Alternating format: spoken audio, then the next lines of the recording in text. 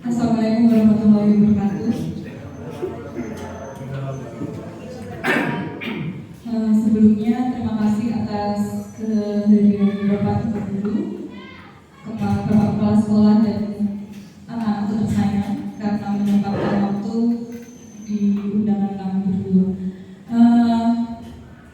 Sebelum kita mulai acaranya, alangkah lebih baik untuk kita awali dengan berdoa. Berdoa sesuai dengan kepercayaan kita masing-masing. Mulai.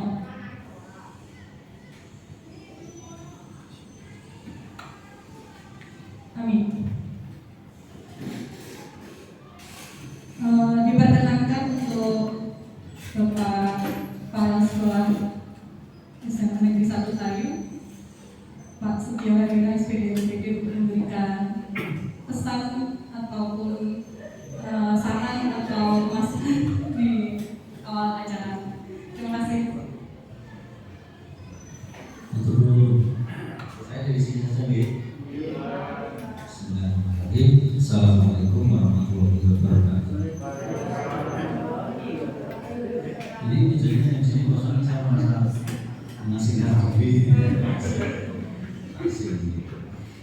Baik, Bismillahirrahmanirrahim. Salam sehat dan bahagia untuk kita semua. Bapak Ibu yang saya hormati, di sini ada siswa anakku yang saya banggakan, saya cintai, saya sayangi. Berterima kasih saya kepada Mbak Nita sama Om Agus. Jadi dari Pak Agus sama Bu Nita, terima kasih untuk bisa meluangkan waktu dalam rangka diseminasi kegiatan. Bapak Ibu yang saya hormati dan para siswa, perlu diketahui bahwa gelarnya kebetulan saya di sini itu saat ini saya juga berperan sebagai pengajar praktik PP gitu istilahnya. Kalau yang di guru penggerak itu, ini CGP itu Bunta sama Pak Bus CGP. Nah CGP itu ada PP-nya, pendampingnya. Nah, PP itu pengajar praktik. Saya itu termasuk PP pengajar praktik. Nah saya juga ditugaskan di Kabupaten Pati, meskipun status saya itu PP Kota Semarang. Kegiatan ini salah satu kegiatan yang cukup penting bagi pendidikan guru penggerak PGP. Penting dalam hal CGP itu mendapatkan ilmu apa, maka perlu disosialisasikan, perlu diseminasikan, perlu diseminarkan dalam bentuk aksi nyata. Panjenengan yang ada di sini, teman-teman guru yang muda-muda, dikoordinir oleh Mbak Linta ini yang sangat muda sekali. Sedang bersiap, sudah pada di meja saya, sudah saya beri catatan penilaian dari kepala sekolah untuk mendaftar CGP yang angkatan 11. Kalau di angkatan 11 menindak, ya di angkatan berikutnya tetap ada semangat. Saya berharap begitu. Khusus untuk Bu Linta harus menjadi teladan dari adik-adiknya, teman-teman semua.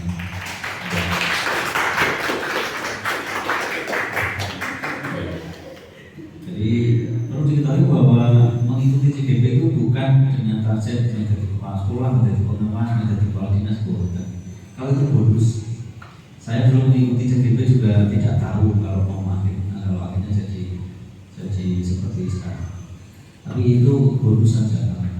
Artinya Bapak Ibu, teman-teman semua dan para siswa, sekolah itu membutuhkan perubahan. Saya selalu bilang begini ya, Bu Linta ya. Umur kita Bapak Ibu itu bertambah terus. Tapi setiap tahun siswa yang ada di SMA itu ya segitu terus umurnya. Jadi yang kelas 10 ya umurnya ini berapa? Kelas 11. Rata-rata umurnya kelas 11 itu 16 tahun. 15-16. Kelas 10 14-15. Nanti 16-17-12. Segitu terus yang kita hadapi umurnya. Tapi Bapak Ibu guru nambah terus umurnya. Apa maknanya dari situ? Bahwa kehidupan siswa SMA kita itu selalu begitu, dihadapkan dengan perkembangan yang lain, teknologi, situasi zaman yang berubah, kayak gitu. Dan kita yang bertambah terus umurnya, tambah tua. Mestinya harus semakin bijaksana dan mulai berpikir bahwa saya juga harus ada perubahan. Masa ketika umurnya 30, Pak Didik sekarang berapa? 3 Bapak Ibu yang P3K mudah-mudahan 90-an itu berarti usianya masih 30-an ya. Bu Indah ini 28 gitu ya. Jadi ketika kita menjadi guru yang umurnya 28 berbeda nanti ketika kontrol. Apakah semakin bertambah usianya terus semakin naik soal enggak, justru semakin matang. Jangan ketinggalan dengan perubahan. Beberapa perubahan yang ada itu memang tuntutan zaman. Kalau Bapak Ibu guru itu saja mengajarnya, seperti aku mengukur tata ulang dan sebagainya, maka bagi anak kita ini jenuh, anak kita jenuh. Siswa-siswa sekarang ketika langsung didobel diberi saja materi-materi itu saja itu mereka jenuh. Anak-anak sekarang itu kan perlu kreativitas. Para siswa kita ada berapa siswa ini? 4 ini pasti kalau ditanya gurunya yang mana yang di sana pasti yang ngajarnya berinovasi, kreatif. Contoh, ada guru yang itu nggak boleh karena begini nanti digunakan begini. Berarti mindsetnya negatif. Selama kita beri pelajaran kepada siswa, boleh di pelajaran saya pas ngajar dulu boleh gunakan, tapi disepakati dari awal dengan siswa gunakan dengan baik, tidak untuk mencari hal-hal yang lain. Maka HP itu hanya HP ini sudah bisa untuk belajar apa? Gitu. Jadi gurunya ketika panjenengan semua bahasa sekarang pemberungsung, guru nyiapkan pembelajaran dan sebagainya, bermodalkan HP dan masuk kelas. Yuk hari ini kita akan belajar tentang apa? Coba setiap siswa saya persilakan buka HP-nya, browsing, temukan materi tentang itu, apapun dapatnya. Sudah, maju silakan cerita. Ditanggapi, gurunya itu siap sebetulnya. Tapi dengan cara itu minta bocor ya siswa. Dengan cara begitu tidak kelihatan kalau kita tidak siap. Loh iya loh, jadi seperti itu. Maka inilah tuntutan zaman. Karena anak kita kalau era zaman sekarang HP dilarang, dawannya sangat lama. Tapi kita beri kelonggaran dengan catatan 1, 2, 3 dan seterusnya. Inilah mindset. Bapak Ibu guru juga dituntut untuk selalu bisa menambah materi-materi baru apa yang mestinya dilakukan. Inilah yang salah satu hal yang dimasukkan dengan budaya positif. Bagaimana kita memberikan pelayanan pada siswa, kepada teman-teman. Jadi saya berharap Bapak Ibu guru yang muda-muda di sini, karena lebih muda dari saya, kan saya manggilnya Om. Kalau yang ibu-ibu mbak saja jangan tante ya. Itu. Ini hal-hal baik budaya positif. Nanti Pak Agus sama Bu Mita, 4 siswa ini akan menjadi bagian penting panjenengan untuk mendapatkan refleksi seperti apa. Nanti teman-teman ini ya ditunggu saja nih wis jadi guru penggerak, tapi pasti berbeda dengan guru yang di pojok itu. Gitu, pasti nanti akan ada bedanya. Maka teman-teman saya memotivasi untuk bisa mengikuti CGP. Kalaupun nanti delala kok tidak lolos ya jangan terus patah semangat. Jadi pengurus ini seperti kan aku nurutin pas sekolah itu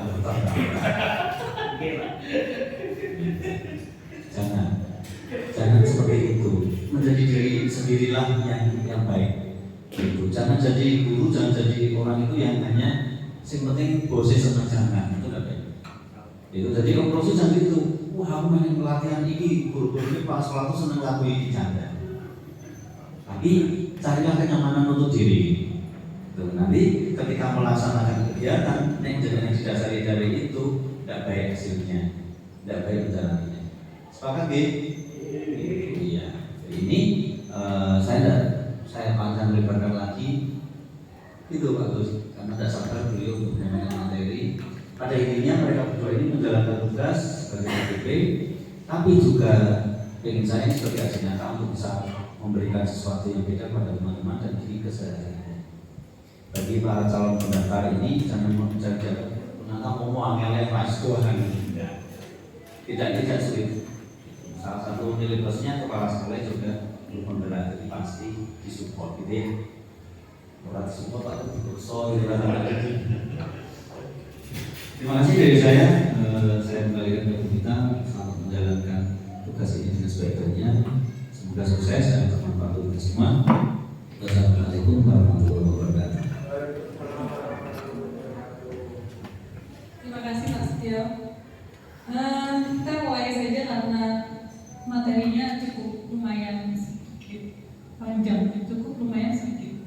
Kita santai saja.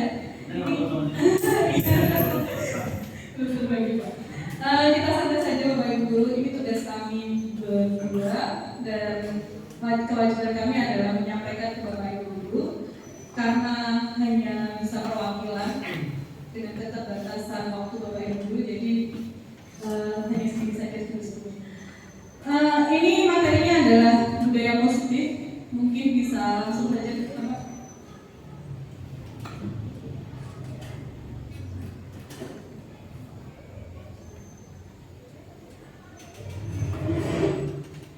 Kita perlu reminder dulu sebelum kita lanjut dari tujuan pendidikan Ki Hajar Dewantara. Tujuan pendidikan Ki Hajar Dewantara itu kita dengan bahwa menuntut segala kekuatan kodrat yang ada pada anak-anak agar mereka dapat mencapai keselamatan dan kebahagiaan yang setinggi-tingginya baik sebagai manusia maupun anggota masyarakat. Jadi tujuan pendidikan Ki Hajar Dewantara adalah menuntut segala kekuatan kodrat yang ada pada anak. Next. Nah, kita mulai dari apa itu budaya positif. Budaya positif di sekolah yaitu nilai atau kebiasaan di sekolah yang berpihak pada murid, berpihak pada murid agar mereka dapat berkembang menjadi pribadi yang kritis, penuh hormat dan bertanggung jawab sesuai dengan profil pelajar Pancasila. Untuk konsep utama budaya positif itu ada 7 bagian. Yang pertama, pembelajaran dengan paradigma baru. Yang kedua, disiplin positif. Yang ketiga, berdasarkan kebutuhan dasar manusia. Yang keempat, motivasi perilaku manusia. Kelima, restitusi dan posisi kontrol guru. Ini yang akan jadi bagian penting. Keenam, keyakinan kelas. Dan yang terakhir, segitiga restitusi. Pembelajaran dengan paradigma baru. Sebelumnya, pembelajaran paradigma baru itu merupakan pembelajaran yang dirancang berdasarkan prinsip pembelajaran berdiferensiasi, sehingga peserta didik belajar sesuai dengan kebutuhan berdasarkan tahap perkembangan sesuai teori psikologi modern untuk mewujudkan profil pelajar Pancasila.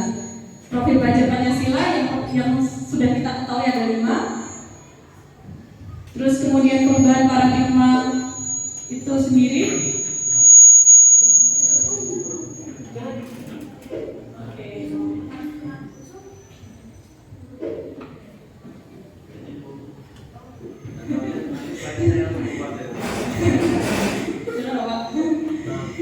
Sebelum kita masuk ke materi selanjutnya, mungkin sudah sering mendapatkan game ini karena ada tujuannya game ini. Game kepal tangan. Jadi ada sepasangnya, ada yang A, ada satu, ada 2 orang A dan orang B. Yang orang yang pertama itu memegang sesuatu di dalam tangannya, kepala tangannya, terus disimpan, ditahan, seakan itu adalah barang yang berharga. Terus yang B itu bagaimana memaksa si A untuk membuka kepala tangan itu. Boleh dengan membujuk, boleh dengan mengancam, boleh dengan merayu, boleh dengan menyuap, apa saja supaya si A dia tuh mau membuka kepala tangannya. Coba boleh dipraktekkan dengan pasangan teman-temannya. Mungkin bertiga, berdua boleh. Gimana caranya? Seakan ini di kepala tangan di sini tuh ada barang paling berharga. Mungkin emas 10 gram. Ya.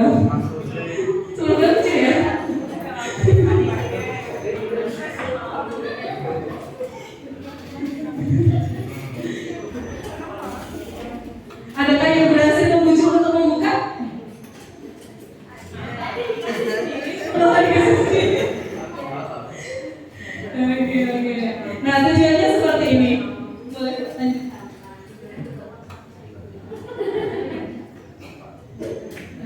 Tujuannya seperti ini. Nanti pertanyaannya ya. Apakah Anda atau B membuka kepala tangan Anda? Mengapa atau apa alasannya? Kalau mengapa, mengapa, apa alasannya? Ada yang mau menyampaikan? Ada yang berhasil dibuka? Atau menyerahkan diri? Silakan diri. Ada yang berhasil membuka? Ada yang mau mengungkapkan alasannya Pak? Pak Ayah?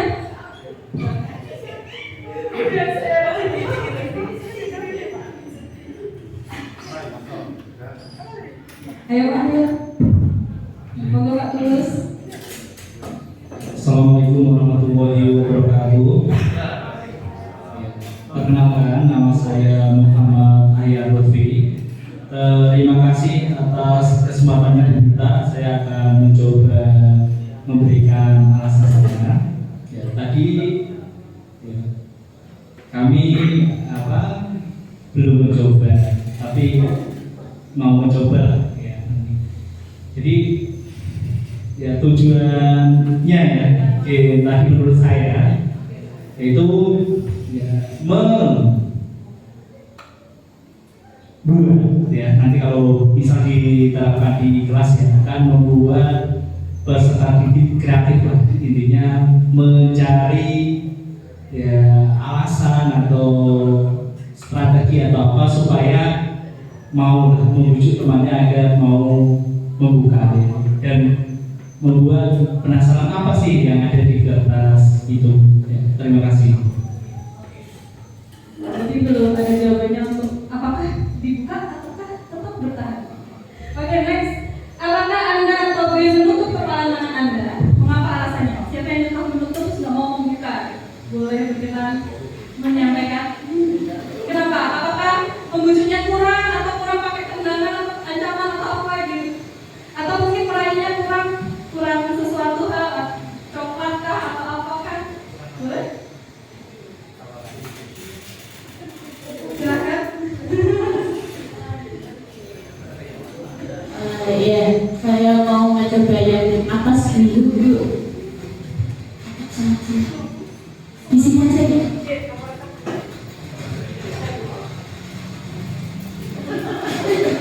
Bisa tetap masuk.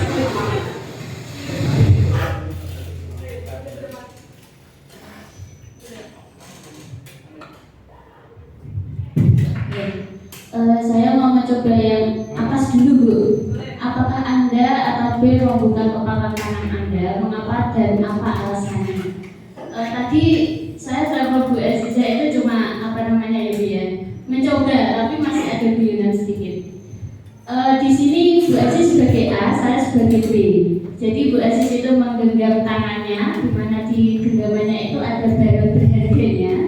Kemudian saya selaku B itu membujuk. Ternyata dengan sekali bujukan si A ini dengan sekali bujukan ini si A ternyata dengan mudahnya melepas barang berharganya. Kenapa? Karena iming-imingnya uang 100.000 mungkin. Nah, berarti iming-imingnya itu jauh lebih berharga daripada apa yang digenggam oleh si A. Begitu. Oke, terima kasih. Terima kasih. 100.000 sudah membuka ya? Oke, dalam kegiatan ini sesungguhnya siapa yang memegang kendali atau kontrol untuk membuka atau menutup kepala tangan Anda? Berarti intinya adalah Pak Budi mau menyampaikan? Yes.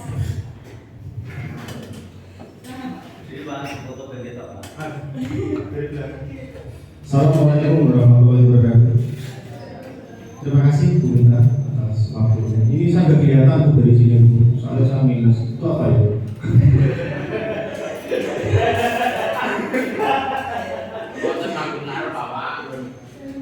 Dalam kegiatan ini sesungguhnya siapa yang memegang kendali atau kontrol untuk membuka atau menutup kepala tangan Anda? Tadi saya coba dengan Pak Rusli. Itu caranya bukan diiring uang Bu, tapi dicilitik. Gitu. Saya tuh nggak beli tapi saya isi apa sih? Jadi tetap nggak saya buka. Jadi yang memegang kendali itu ya saya sendiri, tergantung niat saya. Apakah niat saya menutup tangan ini karena disuruh atau saya sendiri. Kalau tadi kan disuruh dengan untuk tangan, ya saya kuat-kuatan gini. Berarti nanti kalau misal itu konsep pribadi terserah saya Bu, mau saya buka atau saya tutup terserah saya. Berarti nggak tergantung dianya, tapi saya sendiri gitu. Tapi kalau misal yang membujuk atau yang B ini mempunyai kreativitas yang luar biasa, mungkin caranya membuka, ya pasti bisa. Berarti keduanya mengendali, tapi kendali yang pertama itu yang A, yang moga gitu. Berarti yang B ini kreatifnya seperti apa, nanti jadi buktikan ketika dia mampu untuk membuka tangan si A, seperti itu. Terima kasih Bu, itu berbaca. Jadi intinya ketika kaitannya siapa yang mau mengendali adalah sebenarnya adalah diri kita Sendiri. Kemudian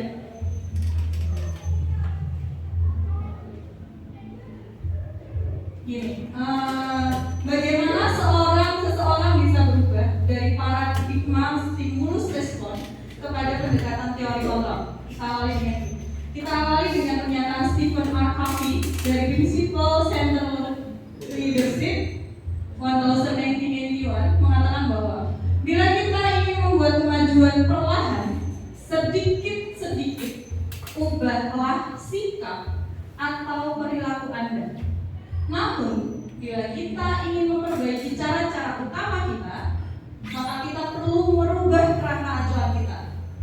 Ubahlah bagaimana Anda melihat dunia, bagaimana Anda berpikir tentang manusia.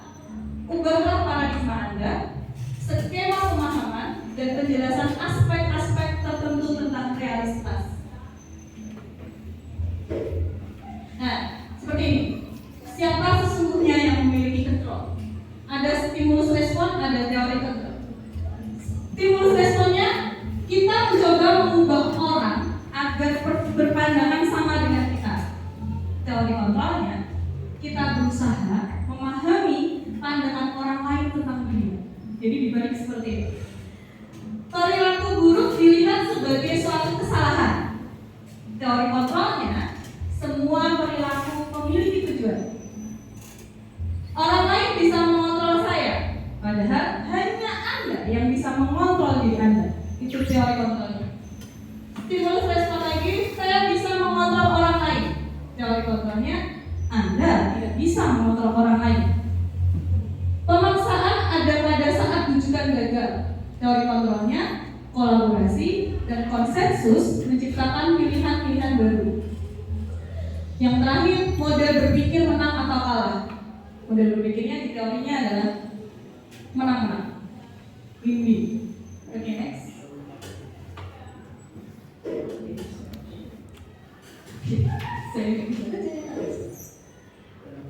Dalam rangka menciptakan lingkungan positif, salah satu strategi yang perlu kita tinjau kembali adalah penerapan disiplin sekolah kita.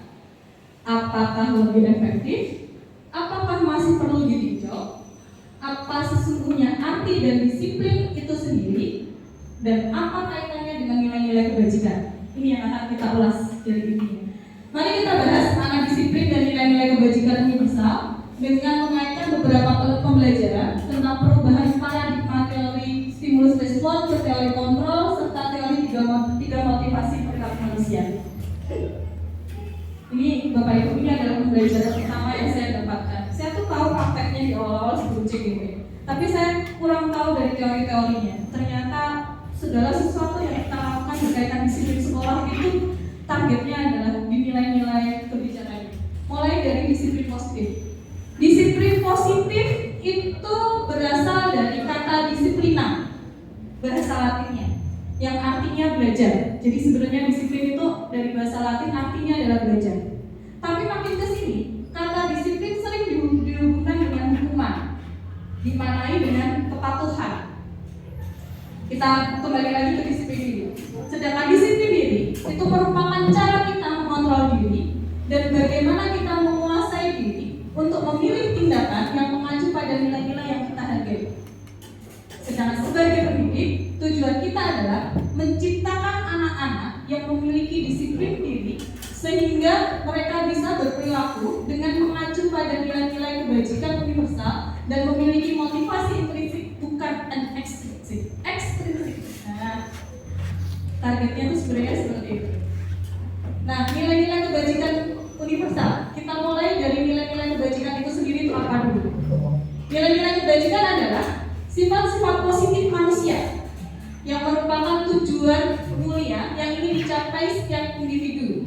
Nah, nilai tersebut bersifat universal, lintas bahasa, suku bangsa, agama maupun latar belakang.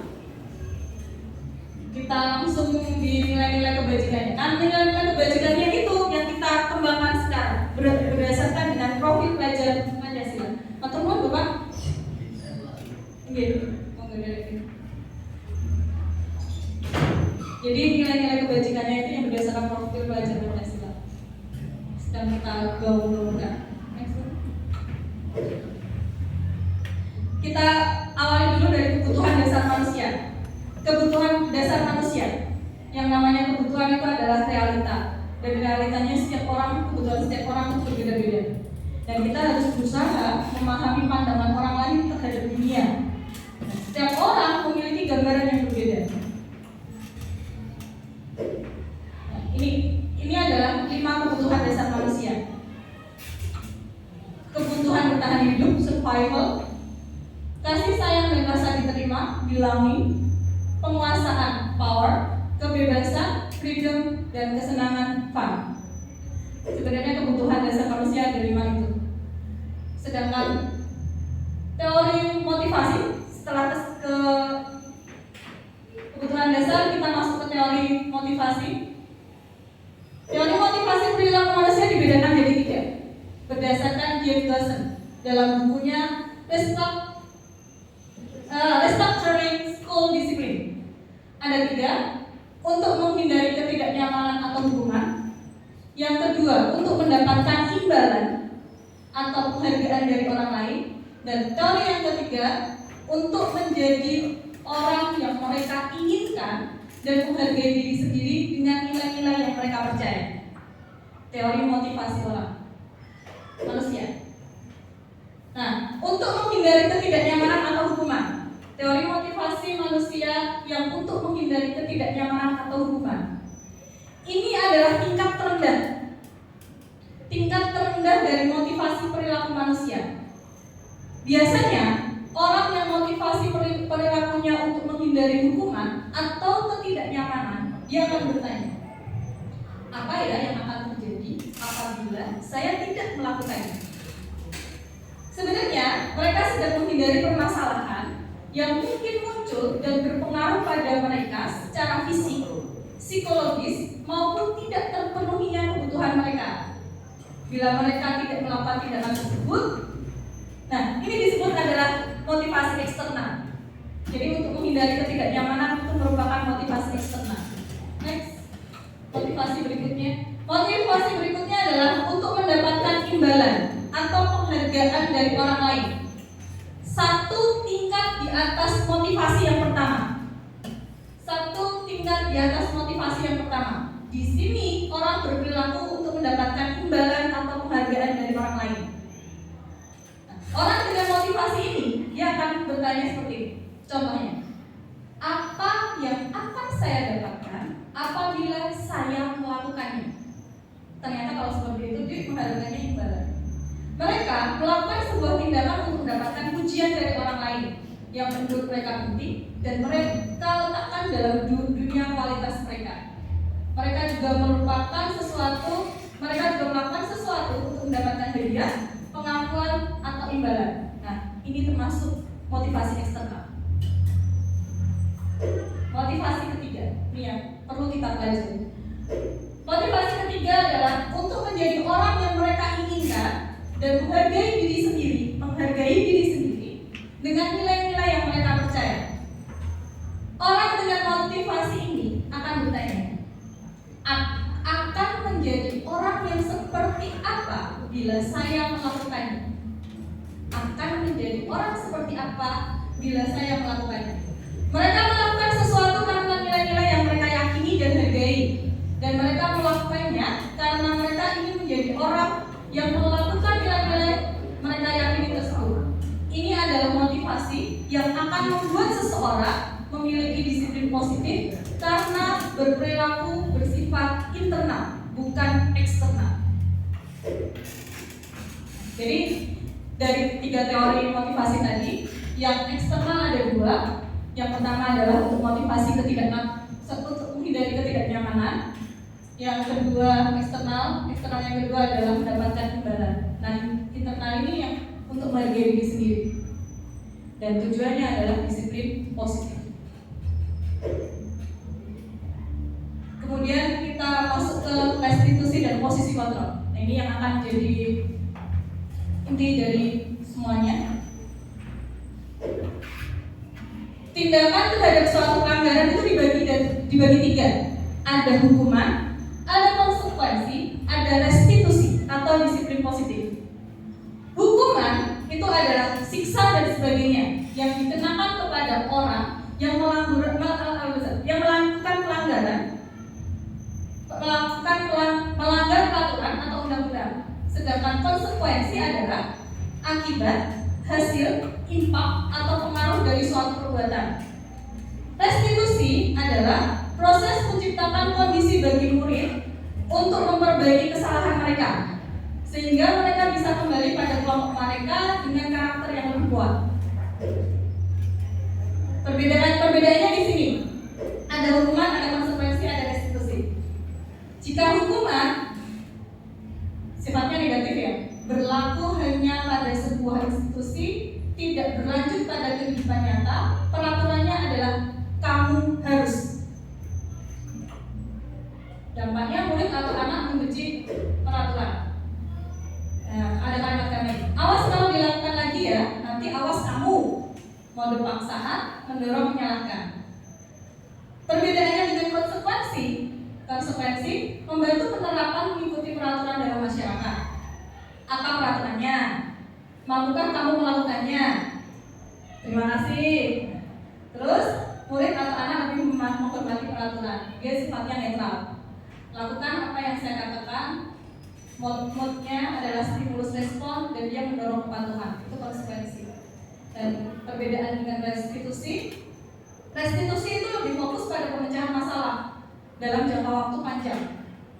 Pertanyaan-pertanyaan yang sering digunakan adalah apa yang kamu yakini, apa yang bisa kamu lakukan untuk memperbaiki masalah. Dan murid atau anak lebih menghormati dirinya dan orang lain.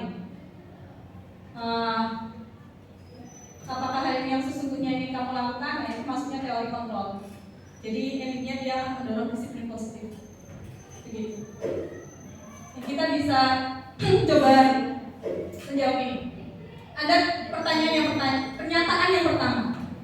Mencatat 100 kali di dalam buku dengan kalimat saya tidak akan terlambat karena terlambat sekolah. Hukuman atau konsekuensi? Ada pendapat lain? Konsekuensi. Semua konsekuensi. Mencatat 100 kali di dalam buku. Iya. Ini lebih ke hukuman karena mencatat 100 kali. Saya tidak akan terlambat. Nah, yang kedua kita cermati lagi. Lari mengelilingi lapangan basket 2 kali karena terlambat hadir di sekolah. Setuju saya?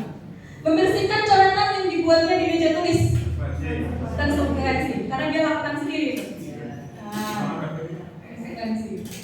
Murid diminta untuk push up 15 kali karena tidak menggunakan masker ke sekolah. Ini ada anak-anak nanti gitu, ini hukuman loh bu. Ini konsekuensi loh. Oke, kita belajar bersama. Next, berjemur di lapangan basket pukul 12 siang karena ngobrol dengan teman. Oke, yang terakhir, membersihkan tumpahan air di meja tulis karena kesenggol pada saat belajar. Oke, terima kasih. Nah, oke. 5 posisi kontrol. Nah, ternyata di dalam kita menjadi seorang pendidik itu kita butuh mengetahui 5 posisi kontrol. Dan kita setelah kita bisa tahu selama ini kita tuh posisi kita tuh di mana. Nah, 5 posisi kontrol itu ada penghukum, ada membuat rasa bersalah, ada sebagai teman, ada sebagai pemantau, ada sebagai manajer. Awal dulu, ini saya agak membocori saya. Saya dulu itu lebih ke suka menjadi teman atau penghukum. Nah, sekarang setelah belajar seperti ini ternyata itu semua salah. Kita perlihatkan dulu videonya. Posisi penghukum.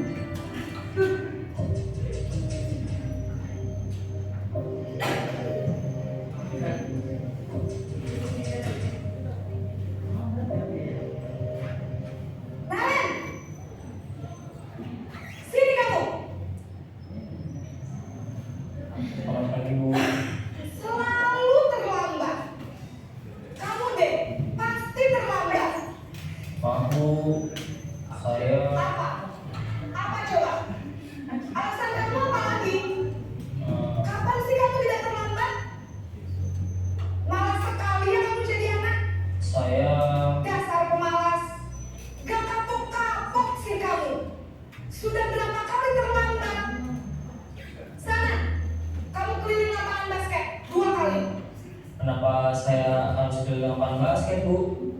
Kenapa? Kamu mau anak ibu? Berani-beraninya jawab. Sudah terlambat. Kakak Azan, boleh kita duduk dulu.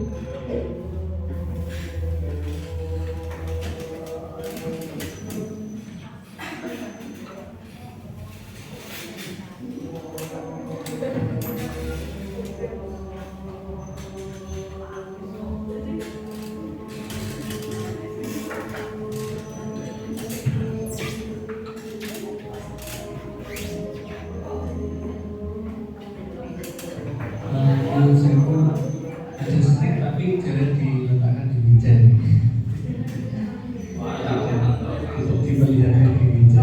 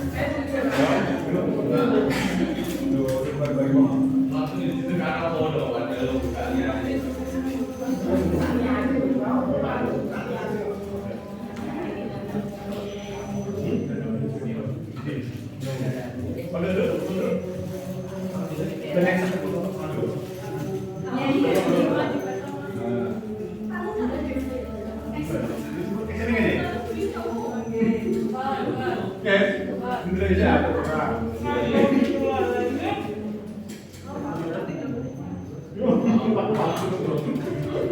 Kita sambil lanjutkan videonya ya, perbedaan posisi kontrol tadi.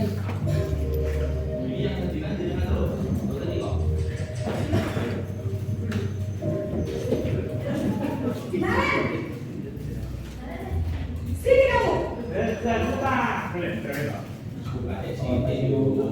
Selalu terlambat.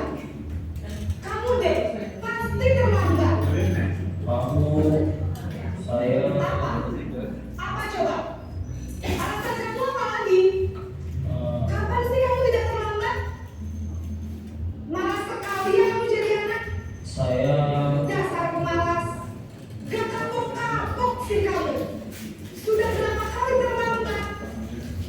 Sana, kamu keliling lapangan basket 2 kali. Kenapa saya harus beli lapangan basket, Bu? Kenapa? Kamu melawan ibu. Berani-beraninya jawab. Sudah terlambat, masih berani jawab pula. Sekarang, keliling lapangan basket 5 kali sekalian. Biar kapok. Cepat. Pergi sekarang ke lapangan basket. Tumbuhan merasa bersalah di posisi yang kedua.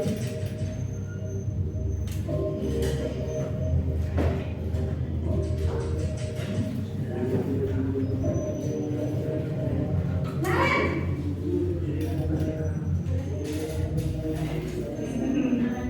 Ayo, Bu. Naren! Kamu kenapa terlambat lagi, nak?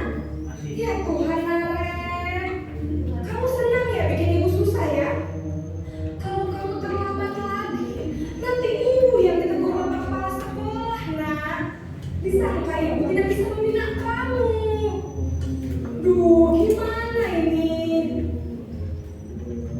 Maaf, Bu. Duh, Gusti Naren. Kamu suka ya kalau ibu ditegur bapak kepala sekolah? Terus, sekarang ibu harus tulis apa ini di buku absen? Ini kamu sudah sering terlambat loh. Ibu harus apa coba? Maaf, Bu. Maaf sekali. Ya sudah, lain kali jangan bikin ibu susah lagi ya nak ya. Ibu tidak akan kuat lagi kalau kamu begini terus. Bisa jantungan kalau ibu ditegur bapak kepala sekolah. Sana cepat ke kelas. Maaf ya, Bu. Maaf sekali. Posisi pembuat rasa bersalah berbicara dengan nada tenang.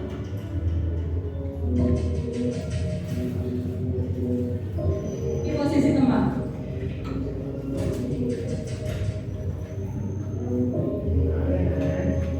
Naren!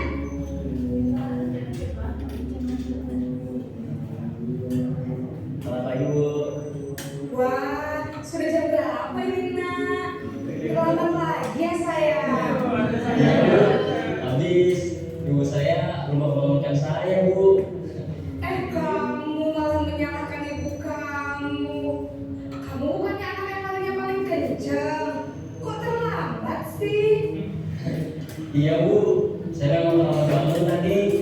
Jadi, biarpun saya lagi kencang, tetap gak kencang, Bu. Ya sudah sana. Nanti lain kali larinya lebih kencang lagi ya. Biar gak terlambat lagi. Bikin seneng ibu. Demi ibu. Bisa kan? Bisa lah, Bu. Ya sudah sana masuk kelas. Ibu beresin urusan absen kamu. Kamu ini ada saja. Posisi pemantau.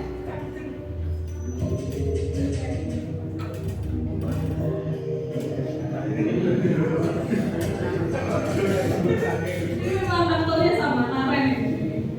Naren!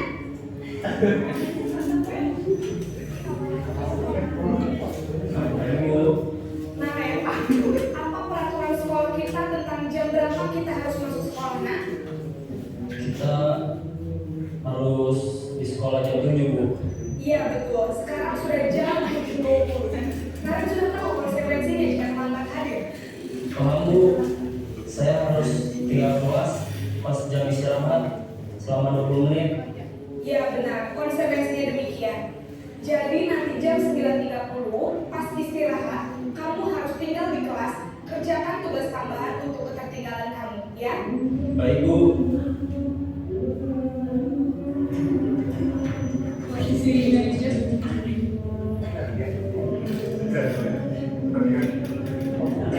Tadi sudah terlihat ya perbedaannya.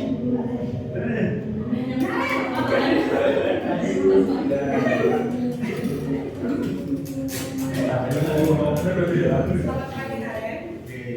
Maaf Bu, saya terlambat. Iya, sekolah masuknya jam 7, sekarang sudah jam 7.20. Jadi sekarang bagaimana nih, Naren? Maaf Bu, saya lupa setel alarm saya semalam. Baiklah, menurut kamu, keyakinan sekolah yang mana yang perlu kamu tingkatkan? Karena diri sendiri dan orang lain mungkin ya Bu. Setuju. Jadi, apakah Naren meyakini prinsip saling menghormati tersebut? Iya Bu, saya meyakininya. Apakah Naren bersedia memperbaiki masalah keterlambatan ini? Bersedia Bu. Bagaimana kamu akan memperbaiki masalah keterlambatan ini? Saya akan coba untuk tidak lupa menyetel alarm saya Bu. Baik, kalau Naren lupa menyetel alarm di rumah, ada orang yang kira-kira bisa bantu mengingatkan tidak? Ada Bu, kakak saya, Kak Emma. Ada lagi selain Kak Emma? Selain Kak Emma, ada ibu saya. Baik, jadi yang mengingatkan Naren adalah Kak Emma dan ibu kamu, ya? Kira-kira akan mulai setel alarm kapan nih, Naren? Setelah pulang sekolah, akan segera saya lakukan. Baik, jadi Naren akan setel alarm untuk bangun besok pagi dan akan diingatkan oleh kakak dan ibunda Naren, ya? Ada lagi yang mungkin perlu dilakukan, Naren? Agar tidak terlambat bangun lagi. Tidak ada Bu. Baik, Naren. Terima kasih untuk kerjasama kamu. Sekarang kamu perlu kembali ke kelas untuk belajar. Baik Bu, terima kasih. Oke, itu 5 posisi kontrol guru. Kira-kira gini ya. Di persamaannya memang di panggilan. Terus bibirnya Naren. Itu sama. Tapi di setiap pernyataan dan pernyataan bapak ibu gurunya, terus sikap ibu gurunya itu berbeda antara dia sebagai pemantau rasa bersalah, penghukum, ataupun manajer. Nah, kita mungkin bisa merefleksi ke diri kita sendiri bahwa selama ini kita sebagai apa? Atau mungkin ada bapak ibu guru yang mau bercerita? Atau dari siswa apa terus dulu? Kita diskusi santai. Oke, terima kasih Bu. Ini sebelum bercerita satu saja.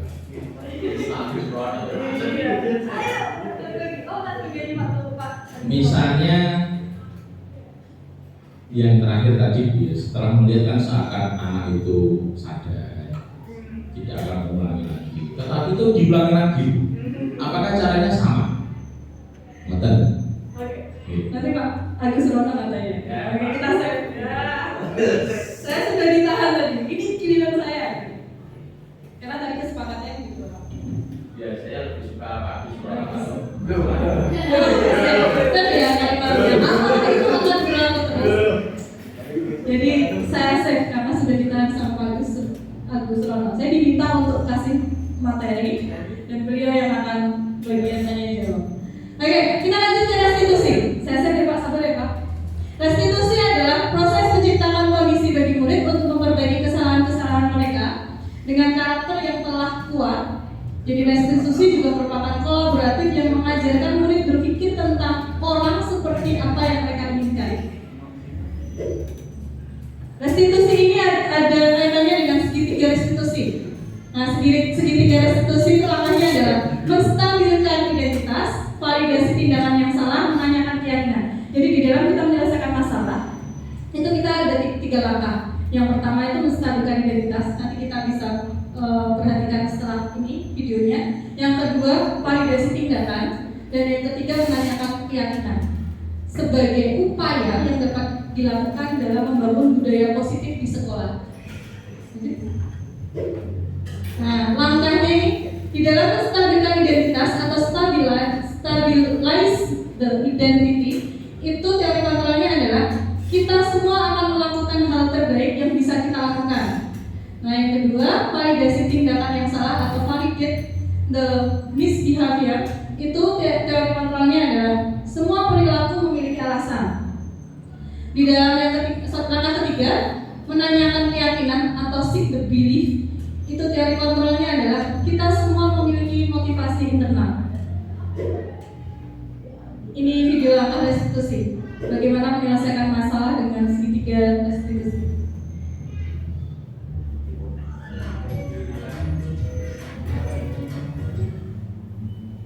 Salam dan bahagia Ibu dan Bapak guru hebat.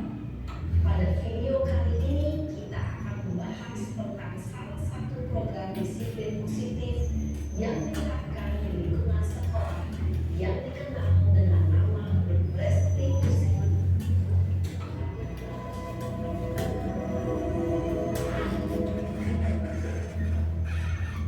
Restitusi dikembangkan oleh pakar pendidikan Diane Gosling berlandaskan pada teori kontrol Dr. William Blaser. Segitiga restitusi adalah suatu proses dialog yang dijalankan oleh guru atau orang tua agar dapat menghasilkan murid yang mandiri dan bertanggung jawab. Pada saat guru di posisi manajer, aspek yang dikembangkan pada murid adalah motivasi intrinsik, sehingga penanaman nilai-nilai kebajikan dapat tumbuh dan berkembang menjadi suatu kebiasaan positif yang akhirnya membentuk karakter murid. Proses dialog ini terdiri dari 3 langkah yang digambarkan pada ketiga sisi pada segitiga restitusi. Sisi pertama adalah menstabilkan identitas. Sisi yang kedua adalah validasi tindakan yang salah. Dan sisi yang ketiga adalah menanyakan keyakinan. Ibu dan Bapak guru, berikut ini akan ditunjukkan bagaimana seorang guru berada dalam posisi manajer menggunakan penerapan segitiga restitusi.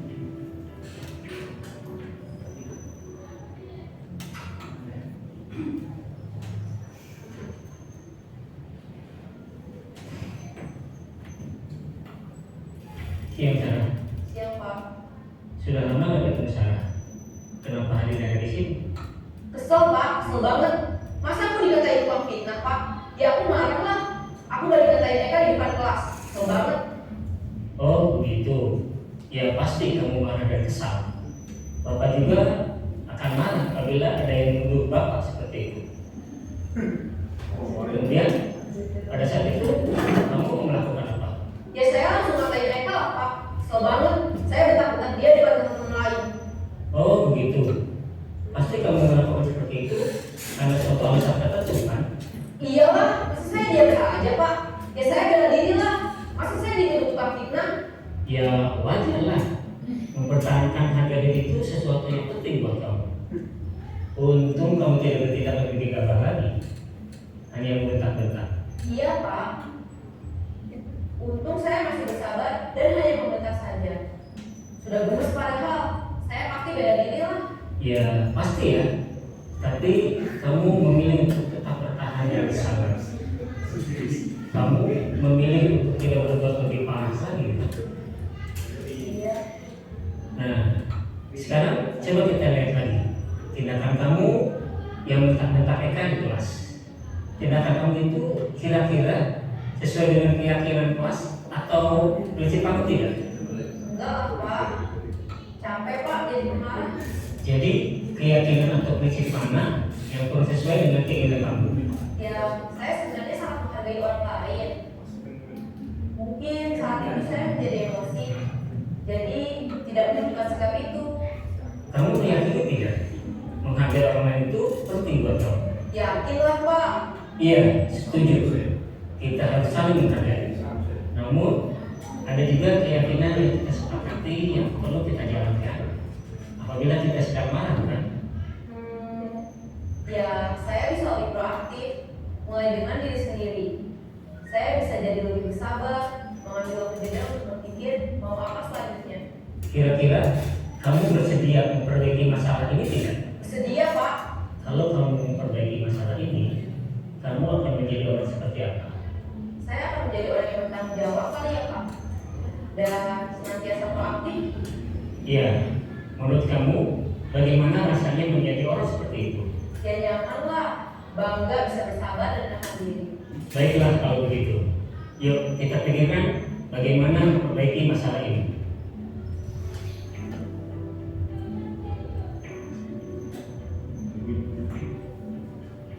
Ibu dan Bapak guru hebat. Baru saja kita menyaksikan contoh bagaimana seorang guru berada dalam posisi manajer menggunakan penerapan segitiga restitusi. Mari kita bahas satu persatu. Pada sisi pertama, menstabilkan identitas berdasarkan pada prinsip bahwa membuat kesalahan adalah bagian dari proses pembelajaran. Sisi pertama dari segitiga ini berperan menggeser identitas murid dari identitas gagal ke identitas sukses. Murid yang sedang bertingkah laku yang tidak pantas atau menarik diri saat itu sedang mengalami identitas gagal. Bila kita mengkritiknya, maka posisinya tidak akan berubah. Kita bisa mengajukan pernyataan ini.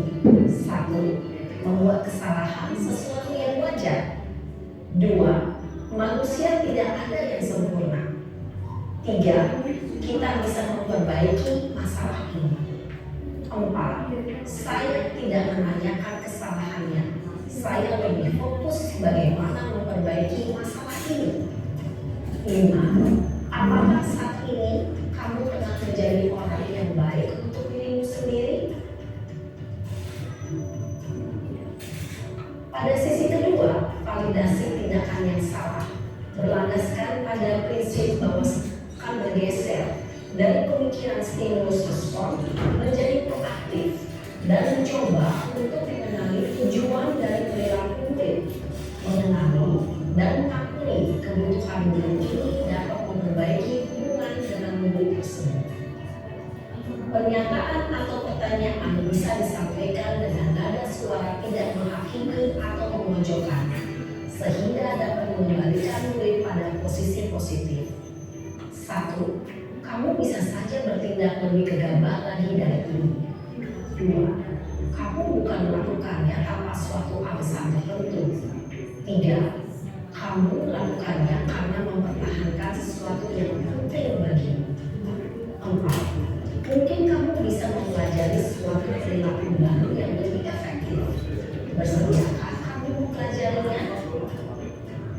Selanjutnya, kita akan simak sisi terakhir, yaitu menanyakan keyakinan. Teori kontrol menyatakan bahwa pada dasarnya kita termotivasi secara intrinsik. Pada saat perilaku yang salah telah divalidasi dan identitas sukses telah stabil, maka murid telah siap memainkan keyakinan-keyakinannya dengan tindakannya yang salah dan pemikirannya telah bergeser ingin menjadi orang yang dituju. Pertanyaan-pertanyaan ini dapat memainkan keyakinan-keyakinan yang diambil murid. 1. Sebagai keluarga atau kelas, apa yang kita yakini? 2. Nilai-nilai apa yang telah kita sepakati? 3. Seperti apa gambaran sebuah kelas yang ideal bagi kamu? 4.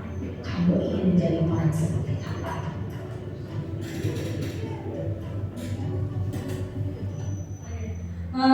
Jadi intinya adalah ketika kita menjadi seorang guru yang diinginkan sekarang ini adalah kita diminta untuk menjadi guru dengan posisi kontrol sebagai manajer.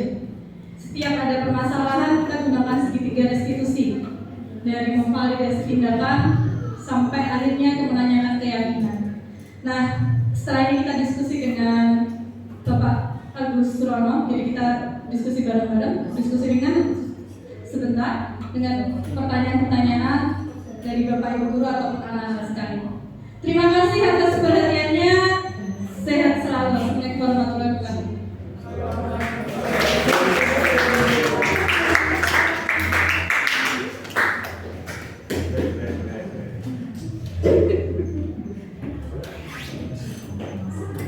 Baik, Assalamualaikum warahmatullahi wabarakatuh. Terima kasih atas kesempatannya majelis untuk kita ini. Di hari tadi sudah diterangkan oleh Bu Rita tentang budaya positif, tapi saya akan mengulas sebentar supaya kita paham betul teori-teori yang sudah dijelaskan oleh Bu Rita. Karena masih ada saya beberapa pemikiran kita mungkin akan ada kerancuan. Ini hanya untuk mengulas dan mengulasnya saja. Langsung next saja. Baik, Bapak Ibu, pada tujuan pendidikan itu dalam kalimat penuntun sebelumnya adalah kalau kita sering di kelas di ruang guru itu ada kalimat sering kita mendengar kalimat sekolah yang menyenangkan. Kalimat penuntun ini yang dimaksud sekolah menyenangkan, Bapak. Bukan termasuk sekolah menyenangkan itu terus udah saya mohon maaf, senang-senang nyanyi dan sebagainya, itu tidak. Ini perlu diluruskan. Karena mindset seperti itu sebetulnya mohon maaf keliru. Nah, ketika seseorang menuntut itu mengarahkan anak untuk berpendidikan yang baik, untuk belajar yang baik di kelas supaya kelasnya menyenangkan, supaya mereka itu punya minat dan bakat untuk belajar. Yang dimaksud sekolah menyenangkan itu seperti itu. Maka ketika kita mendengar ada kalimat menyenangkan nyanyi di kelas ya saya cuma diam saja. Ya kan pemahaman ini memang seperti itu. Tapi ini kalau kita luruskan, maka Bapak Ibu kita semua harus mempunyai yang namanya modul atau program kegiatan kelas supaya tidak membosankan. Itu sebenarnya seperti itu di guru pendidikan. Apakah di kurikulum Merdeka dengan kurikulum 2013 sama? Sebetulnya hampir sama, cuma beda caranya saja. Di kurikulum 13 penerapan karakter, kemudian di kelas juga disuruh untuk melakukan pembelajaran yang menarik, begitu kan di kurikulum 13, membuat inovasi pembelajaran. Di kurikulum Merdeka pun sama. Ya, di kurikulum Merdeka pun sama. Lanjut. Kemudian budaya positif, lanjut tadi. Nah, budaya positif juga sama. Budaya positif itu terus apakah kita tidak boleh untuk menegur anak, kemudian menghukum anak, kemudian mengatakan anak sendiri itu sebelumnya ada prosesnya, ada batasannya. Contoh, ini yang sering dilakukan Pak Tulus dan saya sangat kagum dengan beliau. Apa? Ketika di kantin ada anak yang tidak memakai sepatu, kemudian Pak Tulus, Mbak, tolong kalau ke kantin pakai sepatu ya. Itu padahal yang dibicarakan adalah temannya. Tapi yang di dialognya adalah temannya yang sudah memakai sepatu. Itu sudah termasuk mencerminkan budaya positif, Bapak Ibu. Tanpa harus mengambil sepatu lagi. Sikil tidak usah kabel dan tidak. Ketika anak sudah terbiasa seperti itu, Bapak Ibu sudah terbiasa seperti itu, maka ketika seseorang anak melihat Pak Tulus, Pak Tulus dia orang sepatu. Padahal yang ditegur adalah temannya yang sudah memakai sepatu. Apakah boleh? Boleh, Bapak Ibu.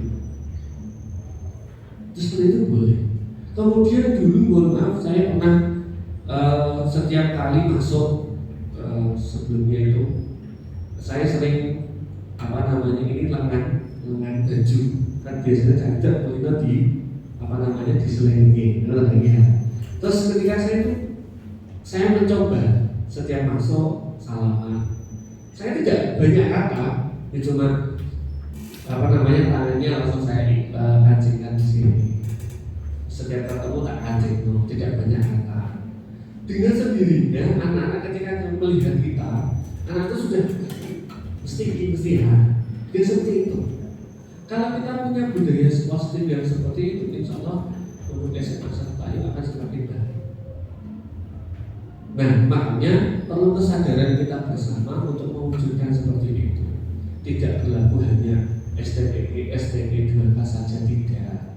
Hanya berlaku untuk mata kesiswaan saja, tidak. Hanya berlaku untuk tatipnya saja, tidak. Maka kita bangun sama-sama gerakan menegur ini. Kalau anak kita sudah ada apa namanya yang S berapa tuh, S5, nah itu kita terapkan juga. Maka kegiatan seperti itu sudah kita lanjut. Kemudian konsep utama budaya positif. Nah, tadi sudah dijelaskan bahwa pembelajaran dengan paradigma baru. Nah, ini loh yang dimaksud paradigma baru adalah pembelajaran yang dimana di kelas itu adalah bervariasi, berinovasi. Sama dengan kurikulum yang kemarin kita lakukan. Sama. Jadi tidak ada ceramah saja, ada prakteknya, kemudian ada koordinasinya, membuat kelompok dan sebagainya. Sebetulnya sudah kita laksanakan dan anak pun sudah melaksanakan. Maka ketika pembelajaran saya, Pak Husi itu tugasin dulu wani aja, terutama literasi ya. Tulisannya salah, tak tanya, tulisannya salah dari awal, ini tugasnya kok tulis dari awal Pak, ya silahkan dikerjakan. Karena dari awal sudah ada kesepakatan bersama. Itu namanya konsekuensi, bukan hukuman. Paham sini? Bukan hukuman sini, tapi itu adalah konsekuensi.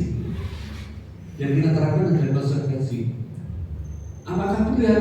Karena yang melakukan yang bersalah adalah dirinya sendiri, yang mengoreksi adalah dirinya sendiri. Betul ya? Kemudian di sini positif tadi saya sampaikan juga sudah Pak sudah memberikan contoh.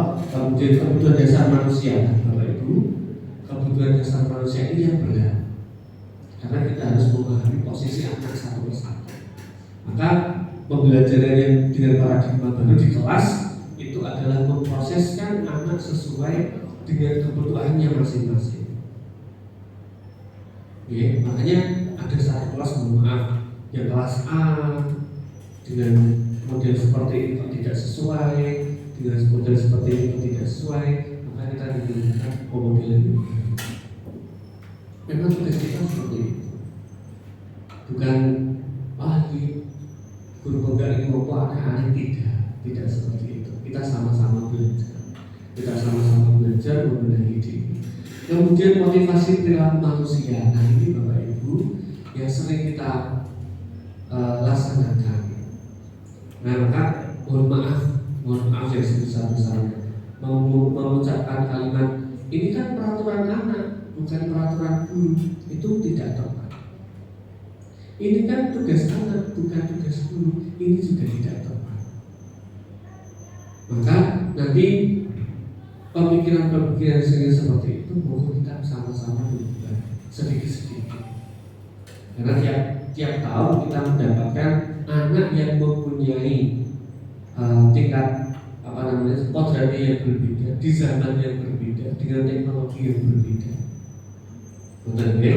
Kemudian restitusi proses kontrol dulu. Nanti juga dalam video sudah dijelaskan. Apakah restitusi itu harus seperti itu dengan kalimat yang seperti itu? Bukan. Kalimatnya tidak seperti itu, tapi boleh dengan menggunakan kata-kata yang lainnya. Tadi sudah saya contohkan seperti Pak Tulus. Ya, seperti Pak Tulus. Mbak, ke kantin pakai sepatu ya. Kira-kira kan enggak pakai sepatu gimana? Itu Pak Tulus. Sip. Just. Ternyata tak kira rumput atau sepatu, apalagi punya slogan. Ya, slogannya apa? Berbangga, itu istimewa. Kita bisa kita tiru, dan kita jangan malu dan merasa aku semua dan sebagainya. Justru ini menambah motivasi kita untuk belajar sama-sama. Dan ketika anak sudah mendengar yang proses seperti ini, sama Anak juga merasa, oh iya Pak, ternyata saya di kelas itu ketemu dengan teman-teman yang seperti ini. Jadi posisi saya harus seperti ini. Oh iya Pak, teman saya seperti ini, jadi posisi saya harus seperti ini. Maka dengan sendirinya aku pemikiran-pemikiran positif. Kemudian keyakinan kelas. Nah, Bapak Ibu, keyakinan kelas itu berbeda dengan peraturan. Keyakinan kelas itu adalah hal-hal positif yang dibangun tanpa harus menghukum. Kemudian tadi ditanyakan oleh Pak Tulus, Pak, kalau sudah kita seperti itu kemudian berulang-ulang bagaimana? Jawabannya sama seperti tadi Pak Tulus. Jawabannya adalah jangan sendiri-sendirinya kita mengingat. Yang seperti dengan ketika mengingatkan sepatu. Alhamdulillah di kantin sudah banyak tiap hari itu banyak yang menggunakan sepatu. Awal-awal itu banyak pelanggan tidak memakai sepatu. Tapi ketika Pak Tulus membiasakan seperti itu, Mbak, akhirnya Bapak Ibu yang lainnya ikut. Mbak, Mas, dan cuma sini saya benar mau bicara sebentar dipanggil. Tanpa harus berteriak dari jauh. Wah, sepatu ya dong. Betul ya? Kemudian segitiga resolusi itu sama. Segitiga resolusi apakah harus seperti yang dicontohkan dalam video? Tidak, Bapak. Bisa menggunakan caranya sendiri. Yang penting adalah tidak ada kalimat yang menjatuhkan. Nah, Bapak Ibu, kalau kita mau mendalami sesuatu yang lebih dalam lagi, kita itu punya pengalaman yang banyak dari siswa itu. Pengalaman apa banyak? Ada pengalaman pribadi, kemudian pengalaman dari luar, pengalaman di anak, pengalaman masalah di rumah dan sebagainya. Itu kita bisa belajar dari situ.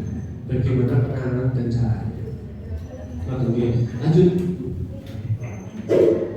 Nah, kemudian pembelajaran dengan paradigma tadi sudah saya jelaskan. Nah, yang berdiferensiasi, nah ini menjadi masalah besar. Menjadi masalah besar untuk kita bersama. Diferensiasi itu kebiayaan, kepenangan kebiayaan dan sebagainya. Diferensiasi itu Bapak Ibu pembelajaran yang dimana kita itu memberikan support kepada anak dengan mereka dengan enaknya untuk belajar. Contoh, mohon maaf saya sendiri ada pembelajaran PAI, ada literasi. Literasi kamu tak kasih batasan, yang penting kamu selesai pada minggu depan. Katanya kamu selesainya kapan? Minggu depan. Caramu bagaimana? Ya itu usaha mencari tahu. Yang penting anak itu mau dan bisa. Contoh saya punya satu siswa Bapak itu dianya itu mohon maaf, menurut saya membaca tidak bisa, tulis tidak bisa, tulis Arab itu tidak bisa, tulis Arab tidak bisa. Tapi saya yakin kamu pasti bisa, tenang saja, tulis saja. Dia tuh nulis, terus pokoknya sebisanya dia, tahu ya jadi ya, sebisanya dia. Terus bagus ini, nasib bagus. Meskipun saya sendiri tidak bisa membaca tulisan itu, tapi saya beri materi, bagus ini sudah bagus. Lanjutkan, Pak ini salah. Oh enggak salah, ini sudah bagus. Nanti diperbaiki dia pelan-pelan.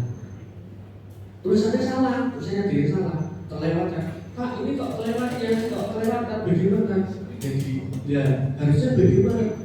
Ditulis ulang Pak, bagaimana? Ya Pak tersalah, dia menulis ulang lagi. Meskipun dia itu tidak bisa menulis Arab, lama-lama dia terbiasa dan termotivasi. Maksudnya seperti berbelajar yang diferensiasi. Jadi monggo kita sama-sama merubah pemikiran kita sama-sama memajukan sekolah kita dengan tuntutan yang ada sesuai dengan zaman, perubahan zaman. Lalu kita masuk di kurikulum merdeka. Lalu dia tadi proyek profil pelajar Pancasila. Dan ini juga sama. Banyak sekali tantangan di profil pelajar Pancasila mengenai proyek. Nah, kalau mindsetnya kita masih seperti itu, stagnan seperti itu, maka tidak ada perubahan. Maka perubahan tadi dari game tadi mulailah dari diri sendiri.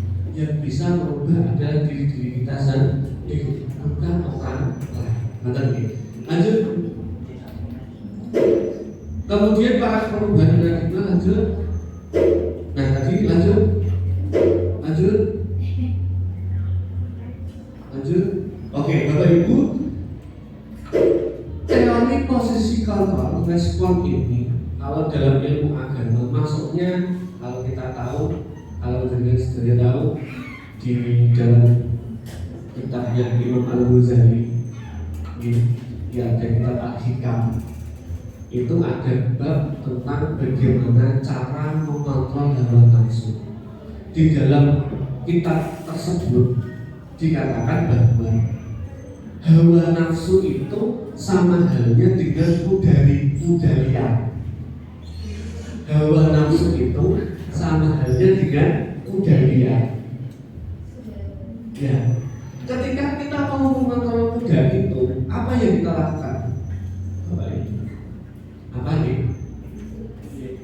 Udara. Apa yang harus kita lakukan? Menjinakkannya.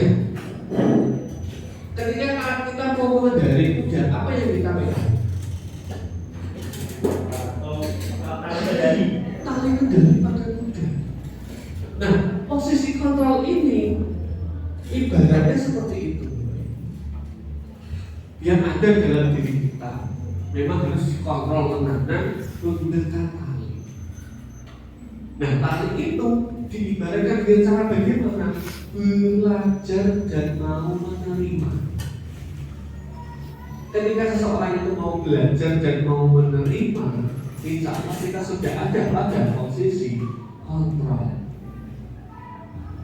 Tetapi kalau kita tidak mau belajar dan tidak mau menerima, penggalian itu akan terus kemana-mana. Maka mengontrolnya susah. Nah, maka di sini sudah dijelaskan bahwa ada stimulus respon dan teori kontrol. Yang paling dilihat adalah pada nomor 2 dan 3. Perilaku buruk dilihat sebagai sesuatu kesalahan. Kemudian yang ketiga adalah orang lain bisa mengontrol saya, padahal tidak bisa.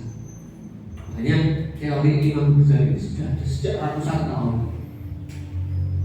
Oke, secara ilmu agama. Nah, betul ini. Kemudian semua perilaku memiliki tujuan. Tidak ada yang berbeda tujuan. Termasuk belum aku. Kadang kita menemukan permasalahan yang sulit dipecahkan.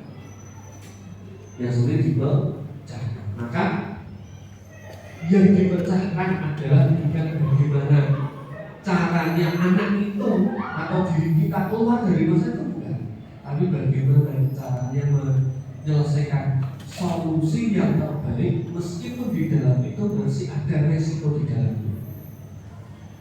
Di dunia ini tidak ada masalah yang tidak berisiko dan tidak ada masalah yang clear yang tanpa resiko.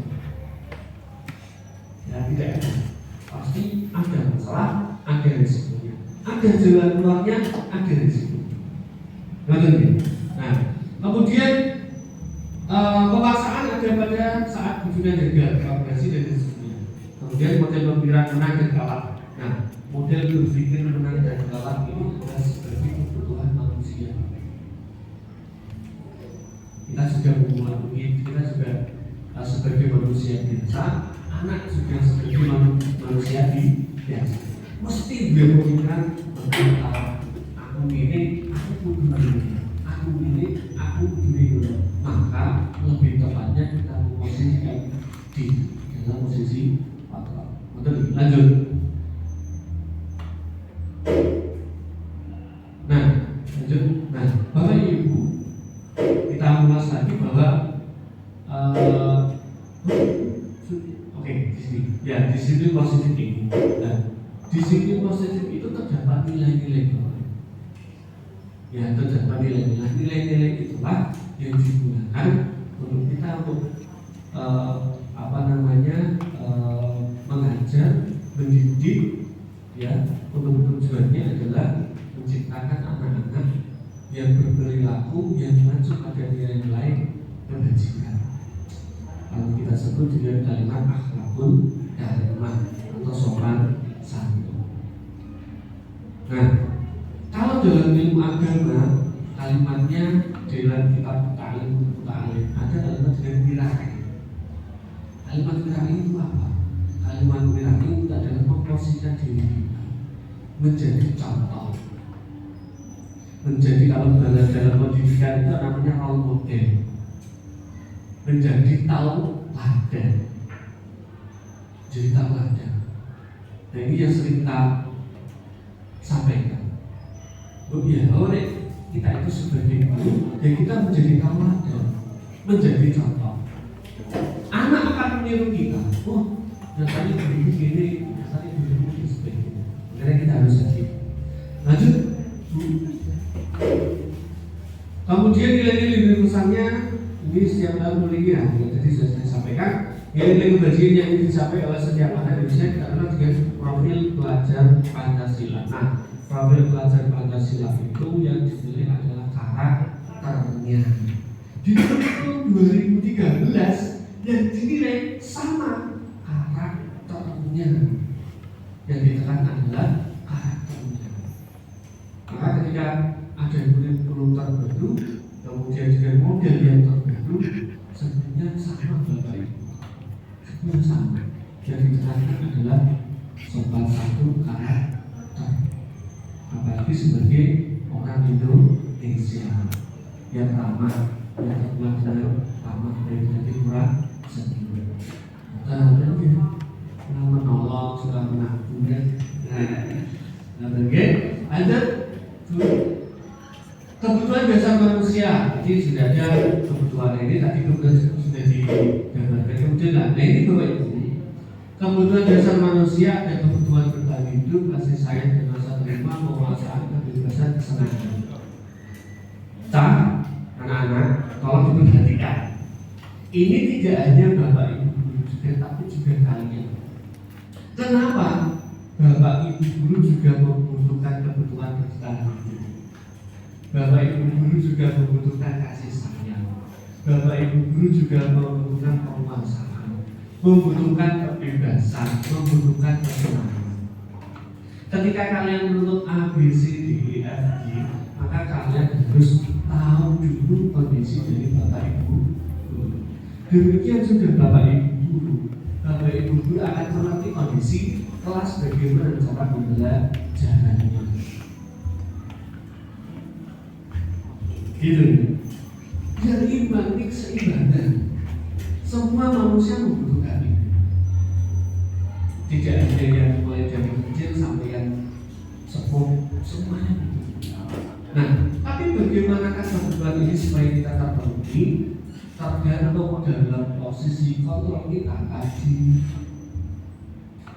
Ada yang menginginkan kebebasan, ada yang menginginkan kesenangan, tapi tidak memperhatikan yang lain. Ada penguasaan, ada kasih sayang dan sebagainya. Yang penting aku senang, tapi kita tidak mengetahui kebutuhan orang lain. Ini juga repot. Anak-anak, yang penting saya senang. Bu, tidak usah pelajaran ya Bu. Nah, kalimat seperti itu kalimat kebebasan atau kesenangan? Ayo, kebebasan atau kesenangan? Bu, tidak usah pelajaran ya Bu. Pak, tidak usah jam kosong saja ya Pak. Kebebasan atau kesenangan? Kesenangan. Ya kebebasan ya kesenangan. Tapi di sisi lain Bapak Ibu guru membutuhkan nomor satu kebutuhan bertahan hidup, membutuhkan penguasaan. Jadi harus baik, dua-duanya harus berkolaborasi. Tidak hanya untuk Bapak Ibu, jadi juga anak harus paham ya. Lanjut. Kemudian yang motivasi pelaku manusia ini menghindari kenyamanan, kemudian imbalan harga diri. Nah, Bapak Ibu, dan saya mohon maaf, hati-hati dalam ketiga ini. Ketiga ini itu membawa dampak, masing-masing juga membawa dampak. Contoh, untuk menghindari ketidaknyamanan atau hubungan. Menurut saya, kita sendiri juga tahu bagaimana untuk tugas kita sendiri. Kalau aku sih penting ngajar, penting aku happy, asik, repot. Nanti kenapa orang lain yang menjadi untuk mendapatkan tambahan tugas yang lain? Padahal seperti kita mampu. Sebetulnya kita mampu Bapak Ibu. Tapi karena keinginan kesenangan tadi, karena dari kebebasan senang aku aja kalau saya tugas hubungan dan sebagainya, akhirnya orang lain yang mendapatkan tugas itu. Padahal kita mampu. Padahal sudah ada dosen juga, termasuk kalian di dalam kelas juga sama.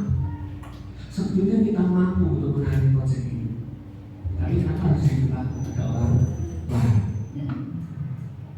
Padahal orang juga mempunyai kebutuhan kebebasan dan kesenangan. Banyak. Kemudian selanjutnya, kemudian untuk mendapatkan imbalan penghargaan, hati-hati di sikap ini. Ya, karena apa?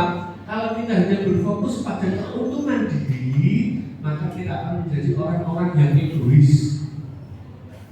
Dalam bahasa pendidikan ada yang namanya sum'ah. Sum'ah itu apa? Sum'ah itu apa? Ini sebelum bahasa sum'ah artinya gampang kita. Sum'ah itu mengidamkan diri supaya kita terlihat wah di hadapan orang lain. Tidak seperti apa? Tidak seperti bahasanya congkak. Bukan sama. Ini cara bahasa Jawa ini boleh lain. Ya, paham ya? Nah, ketika seperti itu, itu berarti ada sesuatu yang diinginkan, target keinginan orang lain. Ini dampak negatifnya. Tapi ini dampak negatif. Makanya hati-hati gitu. Ya, kita anak juga hati-hati. Ya, hati-hati. Lanjut. Nah, kemudian teori perilaku manusia sebetulnya ini adalah ini. Yang terakhir yang juga adalah sebenarnya teori memanusiakan manusia ini. Memanusiakan manusia, kita mempunyai kebutuhan orang lain. Kita juga mengetahui kebutuhan kita sendiri. Nah ini kalau kita berbicara dengan banyak forum, wajib itu diserang. Artinya diserang itu apa? Banyak pro dan kontra. Padahal tujuannya tidak seperti itu. Tujuannya adalah untuk memajukan khususnya diri kita sendiri dan pendidikan yang ada di sekolah. Menanti ya, oke. Lanjut. Kemudian, ini lanjut aja. Saya tadi sekiranya dan kontrol, tadi sudah saya jelaskan hukuman personalisasi ini boleh. Hukuman itu boleh Bapak Ibu, tapi dengan porsi tertentu. Contoh, misalnya seperti ini. Pada jam olahraga, kamu telah datang, anak telah datang. Kamu diskusi, sekarang lari, putar lapangan 3 kali. Itu masuk hukuman atau konsekuensi. Pada jam olahraga, kamu telah datang. Terus kamu disuruh lari, putar lapangan 3 kali. Temannya lari atau belum? Gimana? Temannya sudah lari atau belum? Temannya duduk, posisi duduk. Tapi kita tidak tahu apakah mereka sudah lari atau tidak. Kira-kira hukuman atau konsekuensi? Kita mungkin sudah ada kesepakatan sebelumnya. Gimana? Nanti kalau telat lari itu apa dulu? Nah, tiba-tiba langsung menyuruh lari. Nah, pada saat hal-hal seperti itu, kita perlu tahu pada jam apa. Kita memberikan apakah itu masuk hukuman atau konsekuensi, tergantung pada jam pembelajaran pada saat itu.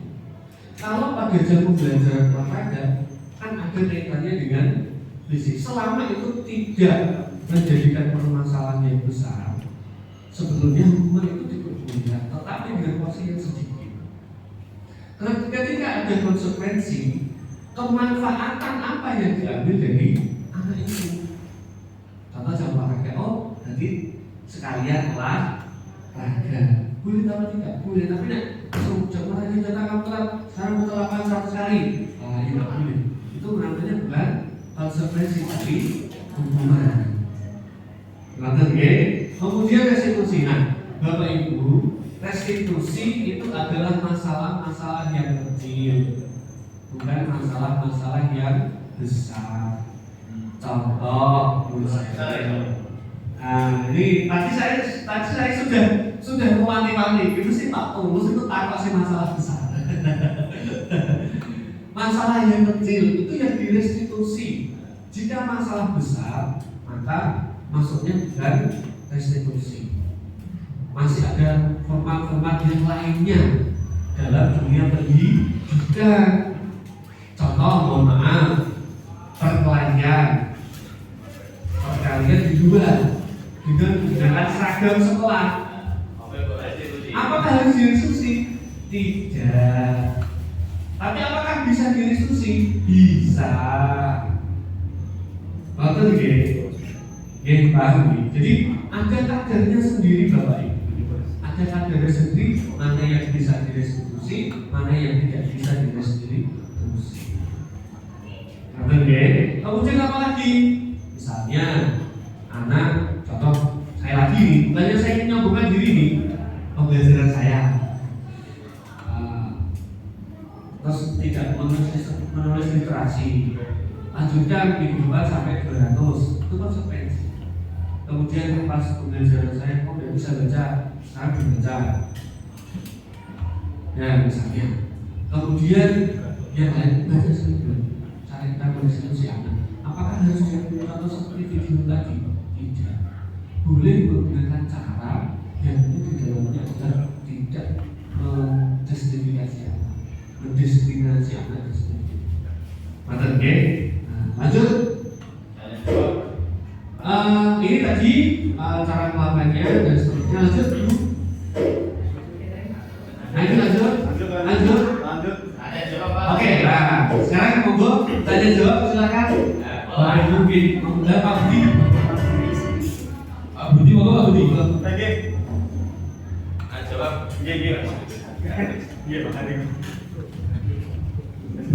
Assalamualaikum warahmatullahi wabarakatuh. Salam. Ini sedikit saja Pak. Tadi melanjutkan pertanyaan dari Pak Tulus ya, mengenai hukuman ataupun konsekuensi gitu ya. Kalau pembelajaran itu ada yang bernama diferensiasi ya, kita melihat karakter anak, bakat minat supaya menyenangkan gitu Pak ya.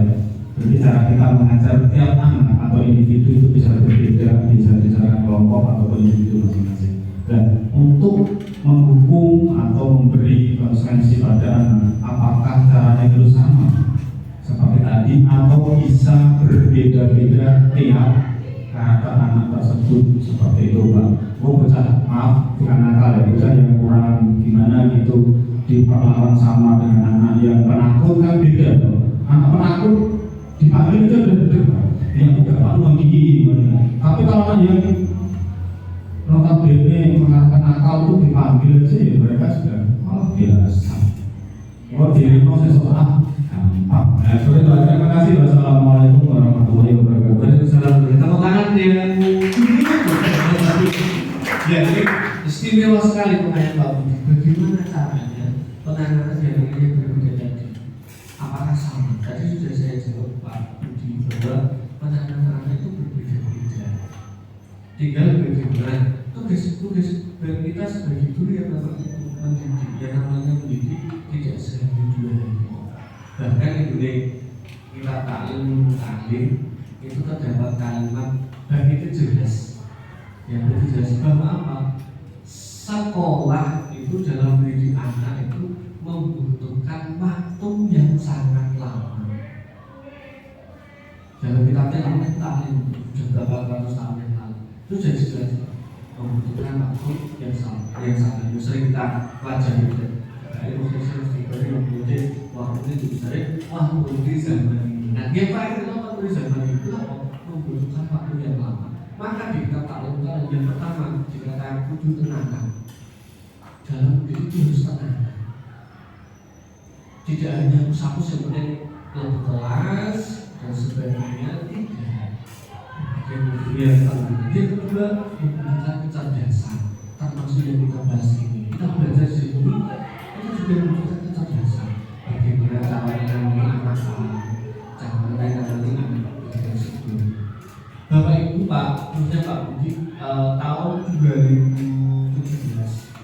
saya itu pernah menjadi tempat curhatnya 3 anak. Yang pertama itu saya, anak yang notabene dia tidak nakal, tapi mempunyai masalah yang berat di keluarga. Kemudian yang kedua, anak yang ada, bukan anak nakal, aktif, anaknya aktif. Kemudian di keluarganya sudah mendukung, maksudnya keluarganya baik-baik saja. Yang ketiga adalah Nyun Sewu, cara gambarnya sangat membutuhkan kasih sayang. Cowok cewek, cowok cewek. Itu yang kasus pertama. Kasus pertama tadi, anaknya tidak, menurut saya tidak. Kemudian tidak banyak dan sebagainya. Nah, itu dia sering curhat saya, Pak. Masalah yang di sini, saya tak mau bilang solusi, mendampingi dia. Dan seperti itu. Nah, alhamdulillah sampai saat ini pun anaknya masih komunikasi dengan saya. Bahkan kemarin sempat tidur di rumah saya. Kamu, sama temennya. Itu tahunnya berapa? 2017. Ingat itu dari anak ngadu dan dulu pernah semalam di sini dibawa dia karena dibawa ke ruang sterilisasi sebelum ada ASH itu kan itu kakaknya itu super, kakaknya itu dosen preman, kakaknya preman, ibunya dosen, ibunya keluarganya dan seperti itu. Nah, ternyata di pendidikan keluarganya dan penanganannya berbeda, Pak. Pak Budi, penanganannya berbeda. Nah, bagaimana memposisikan diri kita? Nah, itu tadi dalam penjelasan segi dari solusi kita sebagai teman, posisi kontrol, ada penghubung, kemudian kita punya manajerial, itu posisinya kita seperti itu. Nah, sebagai siswa juga sama. Sebagai siswa juga harus mengerti bagaimana kondisi bahwa itu guru. Karena itu cara sekolah wajib takdim terhadap guru. Betul ya? Lalu gimana Pak Budi ya? Oke Pak. Terima kasih Pak Budi. Selanjutnya mohon Pak Kus tadi. Kembali yang karakter kebutuhan besar manusia.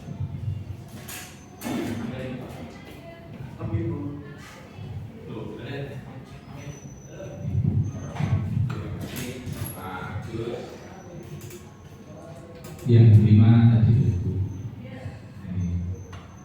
Ini ceritanya baru ini hari Selasa pagi. Saya Selasa pagi membuka ada siswa saya yang izin tidak masuk karena ibunya di rumah sakit. Tetapi keinginan si anak itu ingin ulangan di jam pertama. Lalu selesai ulangan dia izin pulang, tetapi sendirian, tidak dijemput. Sementara peraturan sekolah ketika pulang kan harus dijemput. Mohon maaf, antara ayah dan ibunya sudah tidak bersama. Yang menunggu ibunya itu budinya, dia tidak ada yang menjemput. Jadi kebutuhan dia bertahan hidup, dia ingin ulangan. Setelah selesai ulangan menunggu ibunya di rumah sakit. Saya sebagai wali kelas harus bagaimana? Jadi kira-kira Pak Tulus dalam kondisi itu menurut dirinya itu kondisi yang terbaik, solusi pertama menurut dirinya dulu gini. Nah, posisi yang terbaik menurut dirinya dulu Pak Tulus. Ketika melakukan pasti dirinya mempunyai solusi A, B, C, dan D. Ketika juga punya solusi A misalnya, itu sisi negatifnya apa Pak?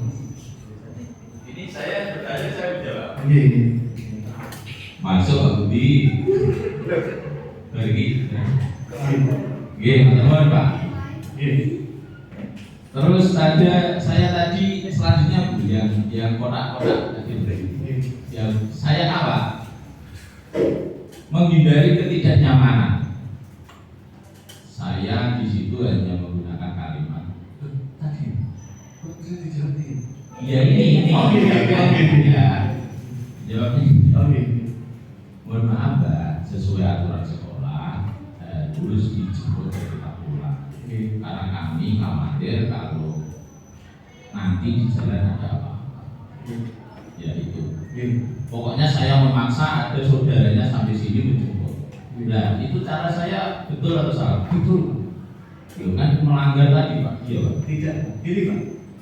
Ketika kita memunculkan solusi itu, maka saya tadi sudah mengatakan bahwa setiap permasalahan itu ada apa namanya kesalahannya atau ada hal negatifnya. Pasti setiap solusi itu pasti ada hal negatifnya. Tidak ada di dunia ini permasalahan yang tidak muncul hal negatif. Pasti ada. Nah, ketika jenengan sudah memunculkan yang seperti itu, positif dan negatif, justru dia sudah pertimbangkan. Nah, keputusan itulah yang menjadi dasar jenengan untuk menyelamatkan jenengan juga menyelamatkan dari sisi lain. Itu sudah bagus Pak. Berarti betul saya. Betul. Jadi solusi itu ada positif dan negatifnya. Maka positifnya banyak yang mana, positif negatifnya yang mana yang banyak. Ketika posisi negatifnya banyak, ada nggak posisi yang positif yang lebih banyak? Ada nggak ketika posisi kita positif sudah kita rencanakan, kemudian muncul posisi negatif yang lebih mengkhawatirkan lagi?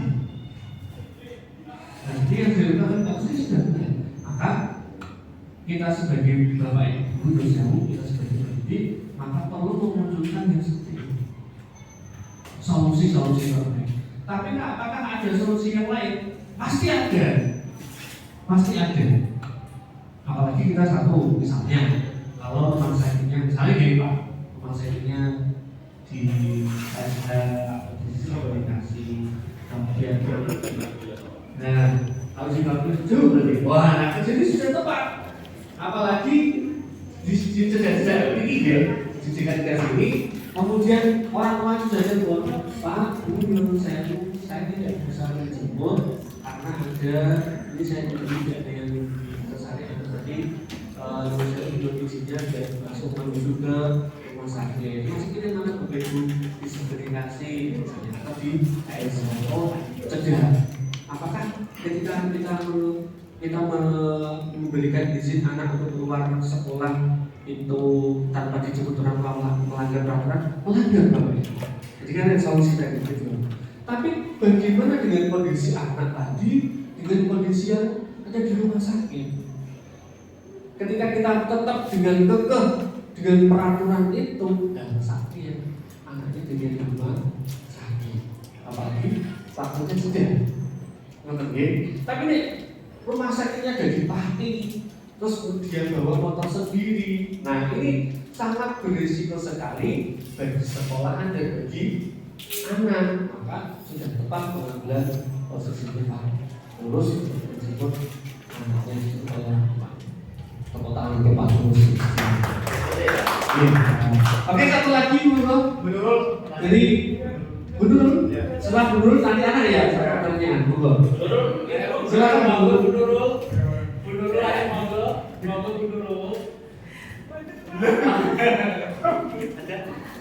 ada silakan ada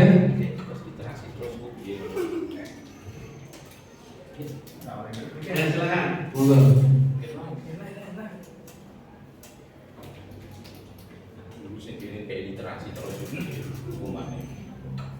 silakan. Tidak apa-apa. Pertanyaan bebas. Nah, ini mumpung kalian didampingi oleh Bapak Ibu guru yang hebat-hebat. Tepuk tangan buat Bapak Ibu guru yang hebat. Terima kasih. Terima kasih. Perkenalkan nama saya Anissa Salsabila. Dengan Pak Tulus. Saya ingin bertanya, bagaimana tanggapan Pak Agus tiap jam pelajaran tersebut. Apakah itu tidak memberatkan siswa? Karena siswa tidak hanya punya tugas di satu mata pelajaran itu, ada tugas yang ya, biasanya malah kalau ada murid yang lupa, biasanya malah murid itu mengerjakan literasi di jam pelajaran mata pelajaran lain. Bagaimana tanggapan Bapak dan solusinya? Ya, terima kasih, tepuk tangan biar setuju Bapak Ibu. Ini pertanyaan yang sangat istimewa dan menarik sekali. Kebetulan adalah saya belum agama satu-satunya yang menerapkan literasi tiap hari. Yang pertama, Bapak Ibu, anak-anak, kenapa dalam pembelajaran PAI saya menerapkan wajib literasi setiap minggunya 5 ayat beserta artinya. Yang pertama adalah proses disiplin. Proses disiplin. Oke, kenapa harus ada proses disiplin dalam pembelajaran PAI? Kita tahu dosen pembelajaran PAI adalah berfokus pada akhlak. Itu alasan pertama. Yang kedua, mengajarkan anak untuk tetap membaca Al-Quran. Saya yakin saya bangga sekali kepada anak bahwa saya yakin di rumah itu pasti membaca Al-Quran, pasti itu. Setiap minggu itu pasti membaca Al-Quran. Nah, untuk menopang itu, membantu itu supaya melancarkan lagi, maka adanya literasi. Yang ketiga, anak-anak yang belum bisa membaca supaya fokus. Makanya dalam pembelajaran PAI saya, setiap jam pertama itu ada namanya mengaji sesuai dengan jilid dan kemampuannya. Ada yang jilid 1, ada yang jilid 2, jilid 3, 4, 5, bahkan ada yang awal. Artinya apakah saya menerapkan penguasaan? Betul, saya menerapkan penguasaan untuk apa? Untuk kemajuan siswa.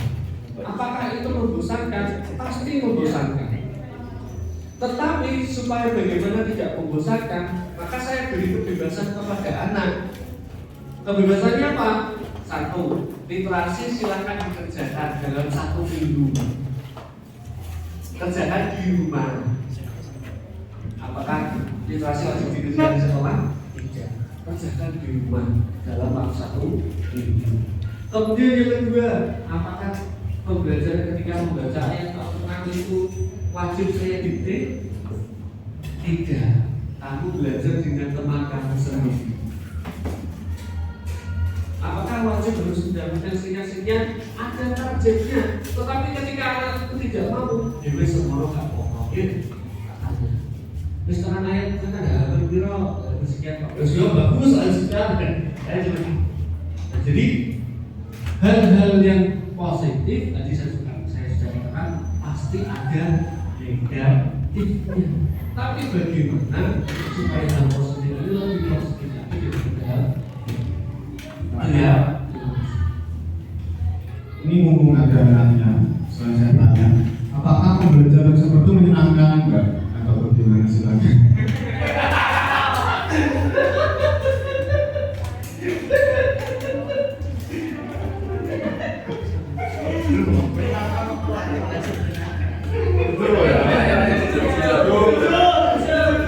Jujur masih jujur, sangat itu menyenangkan. Taman saya Pak. Iya. Menjawab, mohon maaf, tapi itu sedikit bosan.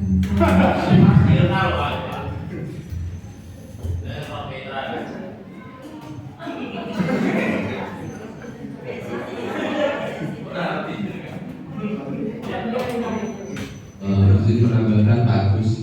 Dulu Irna mungkin Irna dulu di ulang dunia Pak, itu setiap literasi 1 minggu itu suratnya surat pendek Pak. Dan kita ini satu Pak, kami itu satu. Dan ketika mendapat ayat yang sedikit itu jarang Pak. Arabnya itu ada kan Pak Agus menerapkan 5 ayat biasanya. Nah itu 4 ayat itu panjangnya bisa sampai 1 halaman sendiri. Akhirnya saya belajar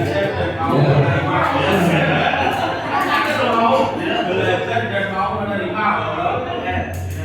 Itu saja Pak Agus.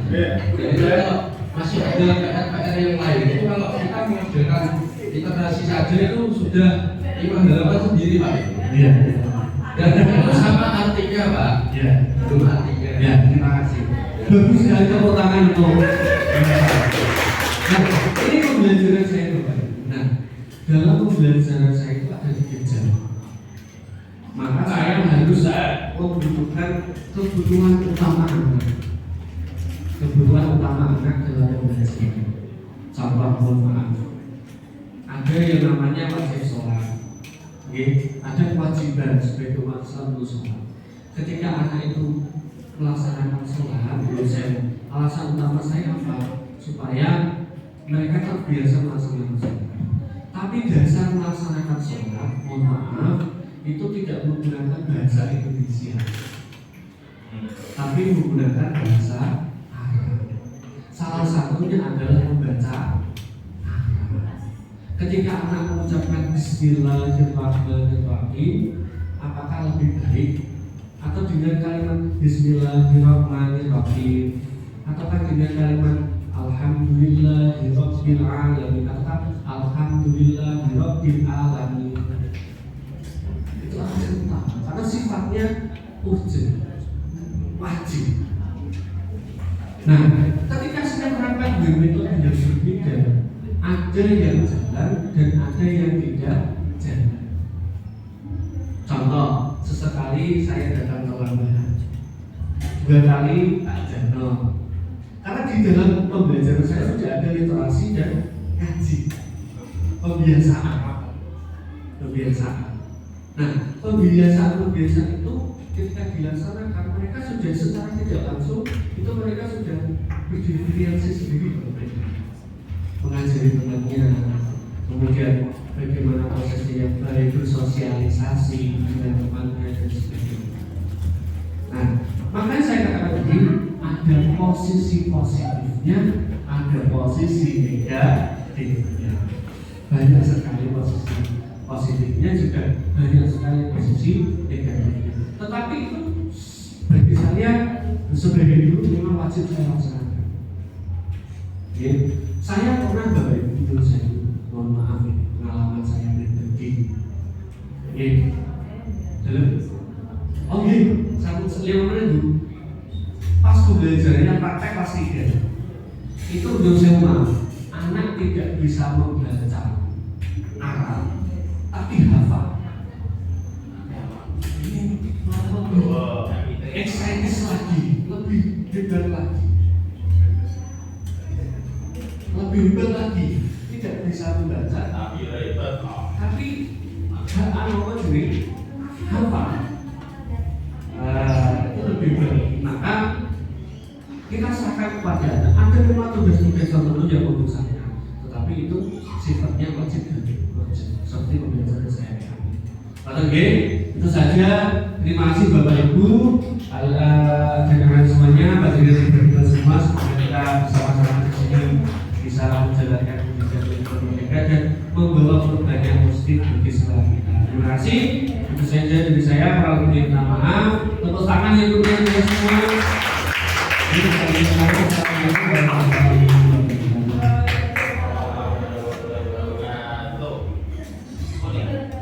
oh iya, foto bareng dulu ya.